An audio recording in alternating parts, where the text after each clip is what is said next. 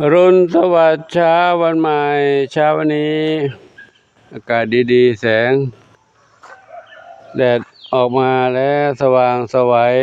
มีเหมียวกับไก่รอหลวงปู่อยู่กันไหมไก่ไม่เห็นแต่เหมียวใครนี่บุญนำจามจุลีตอนนี้ใครนั่งไม่แถวเลยเนี่ยส้มหน้าส้มสีหน้าส้มขาวเล็กซับทวีทองอ่อนส้มอ่อนแพนด้าเทาขาวใหญ่แล้วนี่ใครนี่สีจะเรียกลูกสี่มาเลยอย่าไปเรียกลูกสี่สีลูกสี่แล้วเนาะสีลูกสี่ไม่รู้เปลี่ยนชื่อเป็นอะไรสีลูกสี่จินตลาอยู่นี่เราหลวงปู่อยู่กันปู่กลับบิณฑบาตมาแล้วจินตลานวรัตน์อยู่นี่นะนวรัตน์หนุ่มหล่อดำขาวรอกันนั่งรอกันสบายใจมีอากาศเช้าดีๆอากาศดีๆนะมานั่งเล่นรอเล่นกันสบายเด็กวัดโป่งชัยเจ้าหอมลำปางหลวงปู่เดินไปดูน้องเหมียวในบ้านใหญ่กันเนอะรีกันนะลูกเนอะน้องเหมียวในบ้านใหญ่กับน้องหมาน้อยกับน้องเหมียวในบ้านใหญ่ครั้งนี้ดูแล้วนะสับครบแล้วดูกันครบดีสบายใจบนหลังคานู่นอีก2เหมียวหลังคาชอบปากกากับสีแว่นดำบนหลังคาโน้นไม่ลงมาไม่เป็นไรนะอยู่นั่นนะก็ไก่ก็หากินอาหารจากธรรมชาติลงเนอะอาหารเดี๋ยว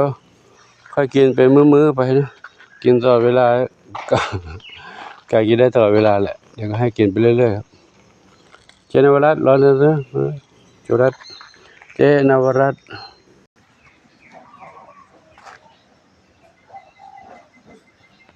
สีสุดา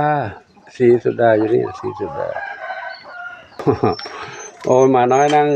โผล่ชะเง้อมองหลวงปู่เลยแล้วรอหลวงปู่เลยเหรอโตขึ้นทุกวันแล้วโตขึ้นก็กินกันเยอะเดี๋ยวปีนมาได้แล้วเนี่ยตัวใหญ่ละตรงนี้กินอาหารกันเยอะเหรอกินอาหารกันเยอะให้เท่าไรก็หม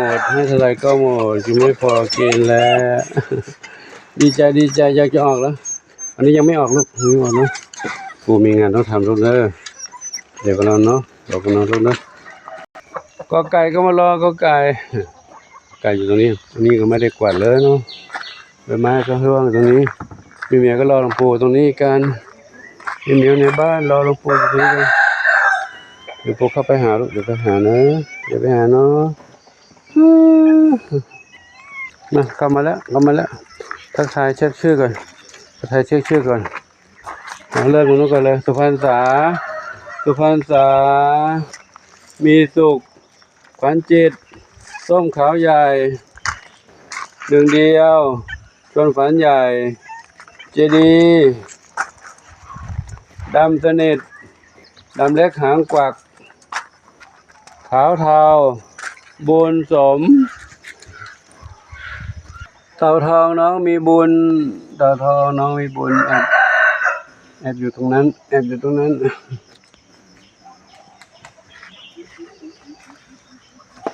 ี๋ยวก็ลุกเมียพันแข้งพันขาใหญ่เลยยังไม่ครบไปวันนี้ลูกดูทางนี้ก่อนไหนอาหารให้กินหมดไหมลูกอาหารเม็ดไว้ให้กินไม่หมดเด็กน้อยทั้งสามนอนอยู่ตรงนั้นเด็กน้อยทั้ง3อันนี้พี่เขานี่แม่เขาก็ดูอ้อนใส่ต้องไปทำหมันแล้วเนี่ย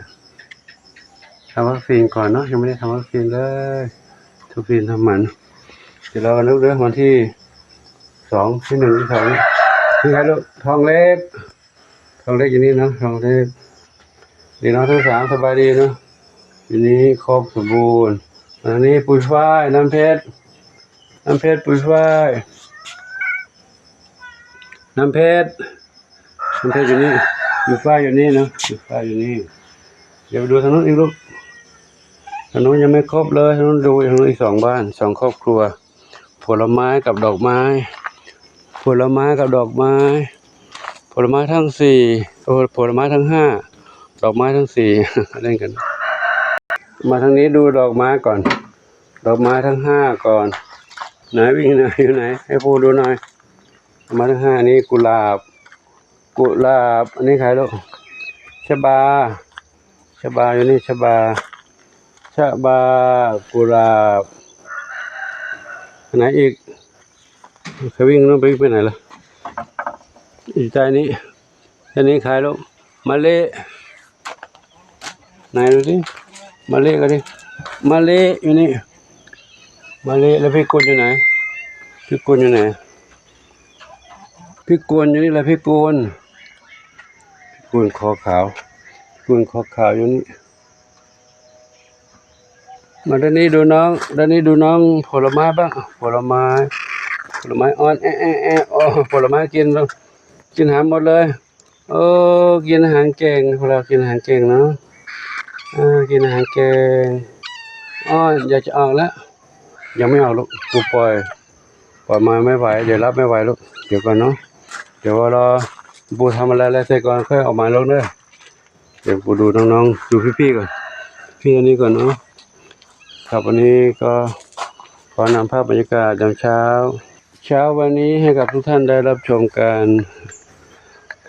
ประมาณนี้ก่อนเนาะ